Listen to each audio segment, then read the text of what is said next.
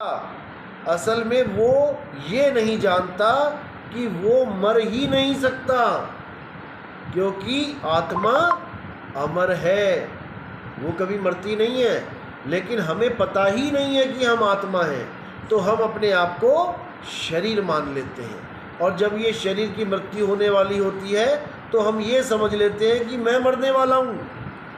और जब मैं ये सोचता हूँ कि मैं मरने वाला हूँ तो मैं दोबारा से जीने की कोशिश करता हूँ कि कैसे भी मैं ना मरूं।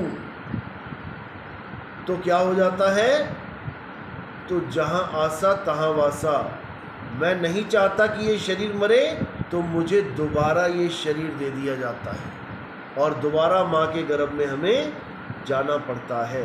अगर मैं शरीर को छोड़ने से पहले, यानी इस दुनिया की भाषा में मरने से पहले, अपने अविनाशी रूप को जान जाऊं कि मैं आत्मा हूँ, मेरा कभी ना तो जन्म होता है ना मेरी कभी मृत्यु होती है। अगर इस चीज़ को मैं जान जाऊं तो मैं बड़ी सहजता से इस नकली स्वरूप को, इस मिट्टी को, इस चमड़े को छोड़ दूंगा और मैं अपने स्वरूप में स्थित हो जाऊंगा। अगर मैंने ये काम कर लिया तो समझो मेरा जन्म मरण से छुटकारा हो गया, नहीं तो वापस तुम्हें किसी न किसी शरीर में आना ही पड़ेगा। और दो ही वैरायटी है शरीरों की, वैसे तो तीन है लेकिन मेन दो है, आदमी और औरत, लेडीज एंड जेंट्स। और दोनों क्या हैं, दोनों ही पांच तत्व हैं। ये शरीर किससे बना है, पांच तत्वों से। कौन कौन से पांच तत्व हैं, सबसे ऊपर आसमान, उसके नीचे वायु, उसके नीचे अग्नि, उसके नीचे धरती, उसके नीचे जल। यही पांच तत्वों से ये शरीर बना है। ये हमें देखने में लग रहा है कि आप संजय जी हैं, आप मीरा जी हैं, आप नरेंद्र जी हैं। असल में हम पांच तत्वों को देख रहे हैं। मैं आपको देख रहा हूँ, यानी आपके शरीर को देख रहा हूँ, आपको नहीं देख रहा हूँ। और आप मुझे देख रहे हो, यानी मेरे शरीर को देख रहे हो। कहने का मतलब मैं आपके पांच तत्वों को देख रहा हूँ, आप मेरे पांच तत्वों को देख रहे हो। मैं आपको एक औरत मान बैठा हूँ, आप मुझे एक आदमी समझ रहे हो। जबकि औरत और आदमी ये दोनों का शरीर पांच तत्वों से ही बना है। दोनों पांच तत्व लेके बैठे हैं, लेकिन ना मैं आदमी ना आप औरत। हम कौन हैं, हम आत्मा हैं। ये शरीर तो हम ढो रहे हैं, ये तो एक रथ है जिसको हम चला रहे हैं। ये रथ धीरे धीरे घिसता जाएगा, पुराना होता जाएगा। देखो बूढ़ों की चमड़ी लटक गई, आंखें देखो रोशनी कम हो गई, पैर देखो कमज़ोर हो गए, लेकिन आत्मा वैसी की वैसी है। आत्मा का कोई समय नहीं है कि इतनी बूढ़ी हो गई या इतनी उम्र बीत गई। इनफाइनाइट इसकी उम्र है, ये कभी मरती नहीं है। लेकिन हम गलती से अपने आप को शरीर मान बैठे हैं, इन पांच तत्वों को अपना स्वरूप मान बैठे हैं। जबकि ये पांच तत्व ना तो आदमी है ना औरत, आकाश ना तो लेडीज़ है ना जेंट्स, वायु ना तो लेडीज़ है ना जेंट्स, अग्नि ना तो लेडीज़ है ना जेंट्स, पानी ना तो लेडीज़ है ना जेंट्स, धरती ना तो लेडीज़ है ना जेंट्स। लेकिन जब इन पांचों को मिलाकर ये काया बनाई जाती है तब ये लेडीज़ और जेंट्स दिखाई देती है। किस कारण, केवल डिज़ाइन के कारण। आदमी का डिज़ाइन अलग है, औरत का डिज़ाइन अलग है। हम डिज़ाइन देख के ये समझते हैं कि ये आदमी बैठा है और ये औरत बैठी है। लेकिन जब हम तत्व ज्ञान से देखते हैं तब हमें वो भी पांच तत्व दिखाई देता है और ये भी पांच तत्व दिखाई देता है। तब हम समझ जाते हैं कि दोनों ही पांच तत्व हैं, ना कोई लेडीज़ ना कोई जेंट्स, दोनों ही जीव आत्मा है, दोनों ही आत्मा है। जैसे लेदर, ना जेंट्स ना लेडीज़, लेकिन जब लेदर से पर्स बनाया जाता है डिज़ाइन की वजह से एक जेंट्स पर्स कहलाता है, एक लेडीज़ पर्स। ये कपड़ा ना लेडीज़ ना जेंट्स, लेकिन इसी कपड़े से अगर एक लेडीज़ सूट बना दिया जाए, डिज़ाइन लेडीज़ वाला, तो ये लेडीज़ कहलाता है, और अगर जेंट्स शेरवानी बना दी तो ये जेंट्स कहलाता है। इसी प्रकार हमारा शरीर ना लेडीज़ ना जेंट्स, हमारा शरीर 5 तत्व है, लेकिन डिज़ाइन की वजह से एक औरत दिखाई दे रही है और एक आदमी दिखाई दे रहा है, लेकिन हम ना औरत है ना आदमी। हम तो औरत के शरीर को भी छोड़ जाएंगे, आदमी के शरीर को भी छोड़ जाएंगे, और ये दोनों शरीर कहाँ जाएंगे? ये वापस उन्हीं तत्वों में मिल जाएंगे। ये पंच महाभूत उन्हीं पंच महाभूतों में मिल जाएंगे। हवा में हवा मिल जाएगी, पानी में पानी मिल जाएगा, आकाश में आकाश मिल जाएगा, धरती में धरती मिल जाएगी, अग्नि में अग्नि मिल जाएगी। हम इन पांचों में से एक भी नहीं है। हमें यही समझना है, यही सार ज्ञान है हर ग्रंथ का। गीता में यही समझाया गया। गीता किस किसने पढ़ी है? कोई हाथ खड़े करेंगे जिसने गीता का अध्ययन किया है कभी? गीता को मानते हैं आप लोग? गीता को सत्य मानते हैं? गीता में भी यही बताया जा रहा है कि हे अर्जुन, जो असली चीज़ है, जो सत्य है, वो आत्मा है, और जो असत्य है, जो झूठ है, वो शरीर है। शरीर कभी भी एक जैसा नहीं रहता। शरीर कभी भी हमेशा अस्तित्व में नहीं रहता, खत्म हो जाता है। इसलिए शरीरों की पूजा नहीं करनी चाहिए। किसकी पूजा करनी चाहिए? आत्मदेव की पूजा करनी चाहिए। अध्याय 3 17वां श्लोक। जो अपनी आत्मा में रमण करते हैं, जो अपनी आत्मा में तृप्त हैं, जो अपनी आत्मा में संतुष्ट हैं, उनके लिए कोई धार्मिक कर्म कर्तव्य लागू ही नहीं होता। यानी वो सारी उम्र कभी मंदिर ना जाए, वो सारी उम्र कभी फूल ना चढ़ाए मूर्ति पे, वो सारी उम्र कभी शिवलिंग पे जल ना चढ़ाए, वो किसी धर्म को भी ना माने, वो कोई ऐसी एक्टिविटी करे ही ना कि वो धार्मिक कहलाए, तब भी वो एक सत्यवादी, एक धार्मिक आदमी कहलाएगा, अगर वो अपनी आत्मा को जान लेगा तो। और आत्मा को कैसे जानेंगे? इस पंखे को और करंट को कैसे जानेंगे? पंखे को हम हाथ लगा के देखेंगे तो हमें लोहे को टच करने वाली फीलिंग आएगी कि मैंने किसी लोहे को टच किया है, लेकिन करंट को छूने पर क्या लोहे वाली फीलिंग आएगी? नहीं आएगी। जब आप करंट को छूओगे तब आपको एक ऐसा झटका लगेगा और आपके समझ में आएगा कि ये लोहा ऐसे ही नहीं घूम रहा है, ये लोहा जो ऐसे घूम रहा है, ये ऐसे ही नहीं घूम रहा है, इसको घुमाने वाली ताकत में बहुत पावर है, इस करंट में बहुत ताकत है, इसको छूने पर आप 2 फुट पीछे जाके गिरते हो। तो ये जो ताकत है, जो करंट है, वो इस लोहे को घुमा रहा है। इसी प्रकार इस लोहे को, यानी इस पंखे को, इस मिट्टी को जो जीवित करके रखा है जिसने, वो कितना पावरफुल होगा। जो इस मिट्टी को जिसने जीवित कर दिया, यानी इस नाशवान शरीर को, क्या हड्डी जीवित है? हड्डी को आप ऐसे रख दो निकाल के स्केलेटन को, चलेगा क्या? हमारे शरीर की हड्डियां निकाल के रख दो, चलेगा क्या? नहीं चलेगा। इसका पूरा खून निकाल के रख दो, चलेगा क्या? नहीं चलेगा। सारा मांस निकाल के रख दो, चलेगा क्या? नहीं चलेगा। लेकिन ये फिर चल कैसे रहा है? इसमें हड्डी, मांस, खून, बाल, खाल ही तो है। ये चल कैसे रहा है? चल इसलिए रहा है क्योंकि इसमें भी कनेक्शन जुड़ा हुआ है। जैसे इसमें कनेक्शन जुड़ा है, अभी तुम स्विच ऑफ कर दो, ये चलता चलता रुक जाएगा। ऐसे ही इस काया में भी एक स्विच लगा हुआ है, उसका बटन ऑन और ऑफ होता है। जब आप भेदी गुरु से ये ज्ञान लेते हो कि कैसे ये ऑन हो रहा है और कैसे ये काया ऑफ हो रही है, तब आपको उस करंट का ज्ञान हो जाता है। फिर आपको केवल पंखा चलता हुआ दिखाई ऐसे नहीं देता कि आपने अज्ञानता में सोच लिया कि पंखा जीवित है, चल रहा है। फिर आपको दोनों तत्वों का ज्ञान हो जाता है। एक तो तत्व लटका हुआ है और एक तत्व इसको चला रहा है।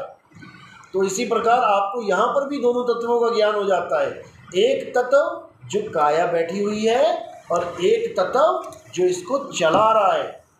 जो काया बैठी है वो असत तत्व है, इसका नाश हो जाएगा, लेकिन जो इसको चला रहा है वो परम तत्व है, वो आत्म तत्व है, उसका कभी नाश नहीं होता।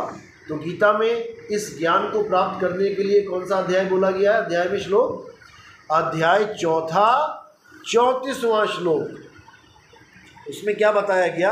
हे अर्जुन, जो ज्ञान मैं तुम्हें समझा रहा हूँ, आत्मज्ञान, इस ज्ञान को प्राप्त करने के लिए तुम किसी ऐसे गुरु की शरण में जाओ जिसने अपनी आत्मा को अनुभव किया है, यानी जिसने इस करंट को छुआ है, वही तुम्हें इसके बारे में बिल्कुल सही ज्ञान दे पाएगा कि बेटा ये शरीर ऐसे ही नहीं चल रहा, ये एक ताकत के द्वारा चल रहा है जिसको आत्म कहते हैं, आत्मा कहते हैं। वो गुरु आपको आपकी आत्मा का ज्ञान कराएगा और आपको एक बार आत्म ज्ञान होने पर दोबारा कभी अज्ञानता में नहीं जाना पड़ेगा, यानी दोबारा आप अपने आप को कभी भी ये शरीर नहीं मानोगे, आप अपने आप को आत्मा जान लोगे। यानी करंट को हाथ लगाने के बाद कोई 100 बार आपको कहे कि पंखा ही करंट है, आप नहीं मानोगे। आपको दोनों तत्वों का ज्ञान हो जाएगा कि पंखा अलग है, करंट अलग है। पंखा पैदा होता है, मरता है, करंट ना पैदा होता है ना मरता है। जो आपने पढ़ा भी है, energy neither be created nor be destroy, ये कभी ना पैदा होती है ना मरती है। उस आत्म तत्व को आप जान पाते हो। अभी जितने भी आप रिश्ते निभा रहे हो, मेरी माँ, मेरा पापा, मेरा भाई, मेरे बहन, असल में ये रिश्ते तब तक हैं जब तक इस शरीर के साथ आत्मा का कनेक्शन है। आप अपनी माँ को माँ इसलिए कह रहे हो क्योंकि आपकी माँ का कनेक्शन आत्मा के साथ है। आप अपनी माँ की एक उंगली उठा के आग में नहीं डाल सकते। कोई कैंडल जल रही हो, आप माँ की उंगली उस कैंडल पे नहीं रख सकते। क्यों नहीं रख सकते? क्योंकि माँ की आत्मा शरीर के साथ कनेक्टेड है। लेकिन जिस दिन माँ की आत्मा शरीर से अलग हो गई, उस दिन एक उंगली छोड़ो, पूरी माँ को उठा के आप कहाँ रख दोगे? आग पे रख दोगे। पूरी माँ को उठा के रख दोगे। तो माँ को माँ कब तक कह रहे हो? माँ की बॉडी से कब तक प्रेम कर रहे हो? जब तक आत्मा कनेक्टेड है। एक पति अपनी पत्नी से प्रेम कर रहा है, एक बाप अपनी बेटी से प्रेम कर रहा है, एक बच्चा अपनी माँ से प्रेम कर रहा है। कब तक? जब तक आत्मा है। जैसे ही आत्मा शरीर से जुदा हो गई, तुम्हारे सारे रिश्ते, तुम्हारा सारा प्रेम, तुम्हारी सारे सब खत्म। तुम कितने ही सुंदर हो, तुम्हारी एक एक फोटो के 50-50 लाख रुपए मिल रहे हैं तुम्हें, लेकिन कब तक? जब तक आत्मा तुम्हारे शरीर से जुड़ी है। जैसे ही आत्मा तुम्हारे शरीर से अलग हो गई, अब तुम्हारी 50 पैसे की भी कीमत नहीं है। तुम्हारे सुंदर से सुंदर शरीर को उठा के आग के ऊपर रख दिया जाएगा और राख में बदल दिया जाएगा। तो यही कबीर साहब समझा रहे हैं, इससे पहले कि तुम्हें ये शरीर छोड़ना पड़े, तुम अपने सत्य स्वरूप को प्राप्त कर लो, ताकि तुम्हें बार बार इंसान, बार बार जानवर, बार बार कीट पतंगे ना बनना पड़े। ये कीट पतंगे तो हम बार बार बनते ही रहेंगे, लेकिन इंसान जन्म 84 लाख जन्मों के बाद एक बार मिलता है। आपको जो इस वक्त जन्म मिला हुआ है, 84 लाख बार जन्म लेने के बाद, यानी कुत्ता, बिल्ली, हाथी, घोड़ा, जितनी स्पीसीज हैं इस दुनिया में, सारी आपने भोग के अब एक बार इंसान बन के बैठे हो। और एक बार इंसान बन के बैठे हो, सोचो इतना इम्पोर्टेंट रोल है ये। इसीलिए आपको इस माया ने दुनिया भर की फैसिलिटीज़ दे रखी है। सतयुग में जो गाय थी बिना कपड़ों के घूमती थी। त्रेता बीत गया, द्वापर बीत गया, कलयुग आ गया। क्या आज गाय को कपड़े नसीब हुए? गाय आज भी वैसे की वैसी घूम रही है। कुत्ता, बिल्ली, हाथी, घोड़ा, छिपकली, सांप, चारों युग बीत गए, आज भी वैसे के वैसे ही हैं। केवल एक इंसान, केवल एक इंसान, सतयुग का इंसान देख लो कैसा था और कलयुग का देखो कैसा है। समझ रहे हो? इतनी प्रोग्रेस इंसान को क्यों दी जा रही है? वो लोग बेचारे सतयुग में, द्वापर में, त्रेता में रथों पे दौड़ते रह गए और हम लोग ऑडी में चल रहे हैं, जैगुआर में चल रहे हैं, बड़े बड़े हेलीकॉप्टरों में जा रहे हैं, हवाई जहाज़ों में जा रहे हैं। गर्मी लगती है एसी चलाते हैं, ठंड लगती है हीटर चलाते हैं। सारी फैसिलिटीज़ हमें क्यों मिल रही हैं? क्यों? क्योंकि हम इसी में उलझे रह जाएं और जो असली काम हम करने आए हैं, जो हमारा लक्ष्य है जीवन का, वो पूरा ना हो पाए। हम इसी फैसिलिटी के पीछे दौड़ दौड़ के, माया के पीछे भाग भाग के ऐसे ही मर जाएंगे। जय हो सतनाम सतनाम। तो जो असली चीज़ है उसको हम प्राप्त नहीं कर पाएंगे। केवल इसीलिए हमें इतनी फैसिलिटीज़ मिल रही हैं, इतना अच्छा जीवन मिल रहा है, केवल इंसान को और किसी को नहीं। कोई कहे कि कुत्ता भी तो ऑडी में घूम रहा है, कुत्ते भी तो फौजियों के पास देखो, उनकी सैलरी भी मिल रही है, उनको भी एक डेजिग्नेशन मिला हुआ है। वो तब मिला है भाई जो इंसान उसके साथ खड़ा है। ऑडी में कुत्ता घूम रहा है, बिस्कुट खा रहा है, क्योंकि एक इंसान उसको प्रोवाइड कर रहा है। बड़े बड़े डॉक्टर आ रहे हैं उसको देखने के लिए, क्योंकि इंसान प्रोवाइड कर रहा है ये फैसिलिटी। तो इंसान जो है वो प्राइम है इस दुनिया में, उससे ऊपर कोई नहीं है। लेकिन वो अपने आप को भूला बैठा है और इस काया के पीछे उलझा बैठा है। और जैसे ही ये काया छूटती है उसी वक्त डिमांड कर देता है दूसरी काया की, क्योंकि कोई मरना ही नहीं चाहता इस दुनिया में। कबीर साहब कहते हैं, मरता मरता जगमुआ, मरना जाने ना कोई, और ऐसी मरनी जो मरे बहुर न मरना होए। यानी हर आदमी एक ना एक दिन जरूर मरेगा, ये पहले से ही निर्धारित है। लेकिन एक भी आदमी इसका विचार नहीं कर रहा है कि जब मेरी मौत होगी तो मेरी हालत क्या होगी। वो ये सोच के बैठा है कि मरना तो लोगों का काम है, रोज अखबार पढ़ रहा है, ये मर गया, वो मर गया, वो मर गया। अपने लिए वो सोच के बैठा है, मैं थोड़ी नहीं मरूंगा इतनी जल्दी, मैं तो बूढ़ा होके मरूंगा, मैं तो अपने बच्चों की शादियां करके मरूंगा। लेकिन ऐसा नहीं है। ये काल यानी मृत्यु कभी भी किसी पे भी झपट्टा मार सकती है, संभलने का भी मौका नहीं मिलेगा। बाइक पे जा रहे हो, एकदम सामने से ट्रक आएगा, संभलने का मौका भी नहीं मिलेगा, और सीधे ट्रक के नीचे फिर तुम्हारी फोटो अखबारों में छपेगी कि भाई एक आदमी था और वो मर गया। तुम्हें मौका तक नहीं दिया जाएगा। मौका कब है? अब है। तुम्हारे पास अब है मौका कि तुम उस अंतिम क्षण को कैसे फेस करना है, उसकी विधि जान लो। यानी हमें पहले से पता है कि एक दिन यहाँ बाढ़ आएगी, सबको पता है, और जहाँ पर वो बाढ़ आएगी वहीं पर झोपड़ियाँ बना के बैठे हैं पानी के रास्ते में। अब एक समझदार आदमी कह रहा है भाई बाढ़ आएगी, यहीं पे आएगी, हर साल आती है, तुमने कहाँ मकान बना लिए? तो वो कहते हैं भाई हम तो यहीं रहेंगे, हम कहीं नहीं जाएंगे, हम तो यहीं रहेंगे। अब समझाने वाला उसको समझा रहा है कि बेटा भले तुम यहाँ रहो, लेकिन तैरना सीख लो। जब पानी आएगा तो कोई किसी को बचाएगा नहीं, सब अपनी अपनी जान को बचाएंगे, तुम्हारी तरफ कोई ध्यान भी नहीं देगा। तो उस कंडीशन से बचने के लिए क्या करें? केवल तैरना सीख लें। यानी मृत्यु के आने से पहले मरना सीख लें, मरना सीख लें। और मरना सीखने का मतलब ये नहीं कि तुम्हें मरना ही पड़ेगा, कि फांसी पे लगा के देखोगे टांग के कि कैसे मरते हैं, एक बार ट्राई तो करूं।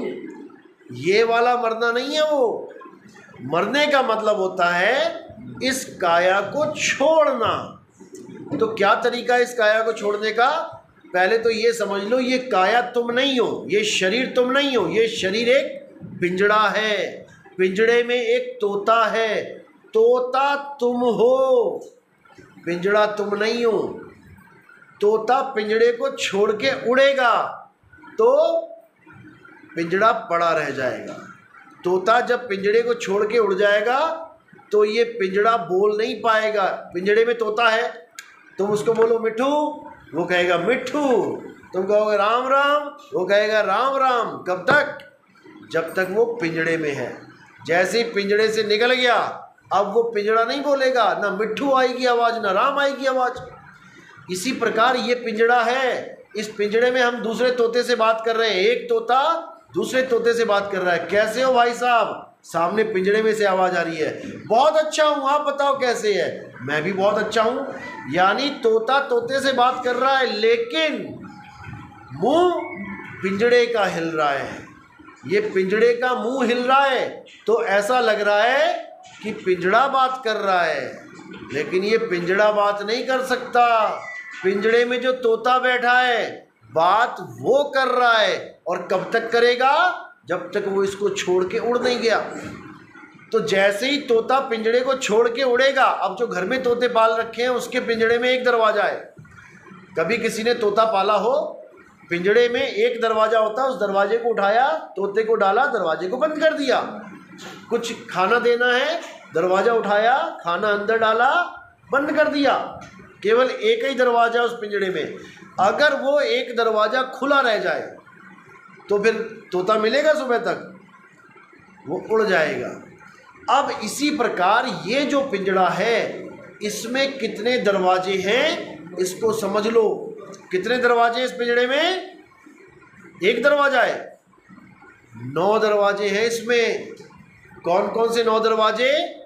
1 2 3 4 5 6 7 और 2 नीचे के दरवाजे। इन्हीं 9 दरवाजों में से ये तोता निकल के जाएगा। आप मरते हुए इंसान को देखो, हॉस्पिटलों में जाओ, किसी की लैट्रिन निकल गई मरते हुए, यानी तोता कहाँ से निकला? गुदा द्वार से निकला। किसी का पेशाब निकल गया मरते हुए, अब तोता कहाँ से निकला? अब पेशाब के रास्ते से निकला। किसी के मुंह से जुबान निकल आई, मुंह खुला रह गया, तोता कहाँ से निकला? मुंह से निकला। किसी के नाक से ब्लड निकल आया तो तोता कहाँ से निकला? नाक से निकला। किसी के कान में ब्लड निकल आया, किसी की आंखें बाहर को आ गई गोल गोल अंडे की तरह, तो समझो तोता यहाँ से निकला। अगर तोता इन 9 दरवाज़ों में से निकला तो 100% उसको लख 84 में जाना पड़ेगा। उसको कीड़े मकोड़े, छिपकली, मगरमच्छ, खटमल, सांप, बिच्छू, हाथी, घोड़ा, कुत्ता, बिल्ली, जितनी भी प्रकार की योनियां हैं सब में जाना पड़ेगा, भ्रमण करना पड़ेगा। अब एक दरवाज़ा और है इसी पिंजड़े का, जिसको कहते हैं 10वां द्वार। वो 10वां द्वार गुप्त कर रखा है, छुपा रखा है। किसी को नहीं समझ में आ सकता कि वो 10वां द्वार है कहाँ। यानी तोते को जिस दरवाजे से डाला गया था वो तोता भूल चुका है कि मैं कहाँ से आया। अब वो अवस्था कैसे प्राप्त होगी, वो दरवाज़ा कैसे मिलेगा? जब एक भेदी गुरु तुम्हारे जीवन में आएगा जो तुम्हें 9 दरवाज़ों से हटके 10वें द्वार का ज्ञान देगा। और केवल वहाँ से निकलना नहीं है, तुम्हें 10वें द्वार से भी हटके 11वें द्वार का ज्ञान देगा, यानी तुम्हारे असली घर का ज्ञान देगा। क्योंकि पिंजड़े में डालने से पहले भी तो तोता कहीं था। अगर 10वें द्वार में 10वें द्वार से तोते को डाला गया है तो तोता 10वें द्वार से भी कहीं और था, वहीं से तो पकड़ के डाला गया। तो जहाँ पर उसका असली घर था वहाँ पहुँचाता है गुरु।